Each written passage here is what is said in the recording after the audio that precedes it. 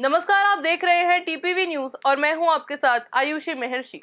छत्तीसगढ़ तेलंगाना राज्य की सीमा पर स्थित छत्तीसगढ़ के गांव में पुलिस ने ड्रोन से हवाई हमला किया है। यह आरोप ग्रामीणों ने लगाए हैं। ग्रामीणों ने ड्रोन बम के फटने के बाद उसके कुछ अवशेष भी इकट्ठा कर रखे हैं। ग्रामीणों का कहना है कि आधी रात करीब 40 से 50 बम आसमान से गिराए गए। बम फटने की आवाज इतनी तेज थी कि कान के पर्दे फट जाएं। हालांकि ग्रामीणों ने यह भी बताया कि जिन जगहों पर आसमान से बमबारी हुई वहां 2-3 दिन पहले नक्सली मौजूद थे, लेकिन वह चले गए। फोर्स पर लगे इन आरोपों को बस्तर आईजी सुंदरराज पी ने गलत बताया। ग्रामीणों ने बताया कि जंगल में नक्सली भी मौजूद थे, लेकिन जिस जगह पर बम गिराया था वहां से 2-3 दिन पहले ही वह चले गए। अभी महुआ का सीजन चल रहा है, इसलिए इन्हीं जंगलों में ग्रामीण भारी संख्या में महुआ बीनने के लिए इकट्ठा होते हैं।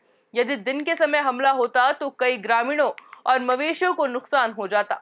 इलाके के ग्रामीणों ने इस बमबारी का जमकर विरोध किया है। उन्होंने कहा कि अब तक हम विदेश में युद्ध के दौरान आसमान से बम गिराया जाता देखते थे, अब भारत में हमारे ऊपर ही बम गिराया जा रहा है, जिसका हम कट्टर विरोध करते हैं।